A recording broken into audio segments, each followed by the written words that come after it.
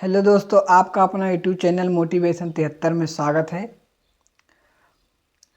जब हम लोग समुद्र के पास दिशा में पैदल चलते हैं तो समुद्र के आने से पहले उसकी आहट का पता चल जाता है। उसकी आहट का पता चल जाता है कि आया रे, मैं आया। इसीलिए अपने ज़िंदगी में ऐसे काम करो कि आने से पहले पता चल जाए कि आएगा। अपनी ज़िंदगी में लिखना शुरू कर दो। अपनी ज़िंदगी में लिखना शुरू कर दो। रिकॉर्ड रखो। उम्मीद ये रखो कि मैं कुछ बड़ा करूँगा।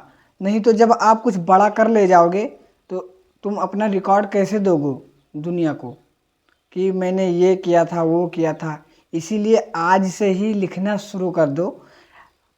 आपकी उम्र कितनी होगी? 18 साल, 20 साल।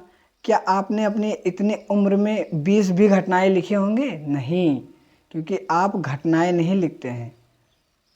जब आप किसी अच्छे पोजीशन पे या सक्सेस हो जाएंगे तो आप दुनिया को कैसे बताएंगे कि मैं इतनी मेहनत किया हूँ? नहीं बता पाएंगे।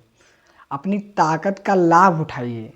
अपनी ताकत। गधे और घोड़े में फ़र्क होता है। गधे और घोड़े में फ़र्क होता है क्योंकि गधा जो होता है उस पर बोझ लाद देते हैं तो वो चलता रहता है, क्योंकि उसको पता है कि जब मैं बोझ उतारूंगा तभी मुझे आराम मिलेगा। क्योंकि जो मालिक है उसको लाद देता है, वो चलता जाता है क्योंकि उसको कुछ पता नहीं है। उसका दिमाग सेट हो जाता है कि मुझे ढोना है और ले जाना है। और घोड़ा घोड़ा जो होता है वो अपने लक्ष्य पे काम करता है, क्योंकि उसको लगाम खींचेंगे मालिक तो वो बहुत तेज़ से भागेगा। पहले लोग आदिमानव जब रहते थे तो बैल से खेती करते थे। आदिमानव जब थे तो बैल से खेती करते थे। तब जब जानवर आते थे तो वो भाला फेंक कर मारते थे।